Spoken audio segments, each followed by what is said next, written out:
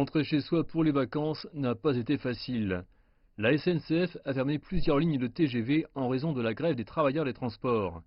Les lignes du métro parisien sont fermées ou fonctionnent en dessous de leur capacité. Pour les voyageurs, la fatigue se fait ressentir. Je comprends la grève, mais je ne l'approuve pas, car je pense que tous les Français se retrouvent en otage et nous avons des difficultés à comprendre l'objectif. Pour les grévistes, l'objectif est de bloquer la réforme des pensions prévue par le gouvernement. Ils pensent que le programme de pension du président Emmanuel Macron les forcera à travailler plus tard, au risque de réduire leur salaire après la retraite. Les acheteurs et les touristes ont dû jongler avec les retards.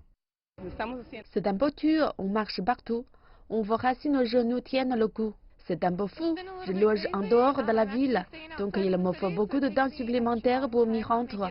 Je dois m'y prendre beaucoup à l'avance et du coup je dors moins pour être sûr de pouvoir prendre les trains à temps. Pour ceux qui veulent éviter la foule de la haute saison ici, cela peut représenter une bonne opportunité. Mais pour la plupart, cela signifie le chaos.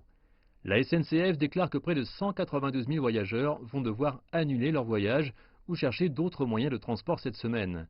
Les problèmes de transport pourraient durer jusqu'au Nouvel An. Les sondages montrent que plus de 60% du public soutient les grèves. Mais ce soutien pourrait s'amoindrir au fur et à mesure que l'impact des grèves se fait ressentir. Ce que nous craignons en France, c'est de fermer les magasins si l'État ne peut pas les soutenir. L'État doit de toute urgence venir en aide aux plus petites boutiques, car sinon d'autres fermeront. De petites boutiques comme Beaucourt, une brasserie spécialisée dans le steak tartare.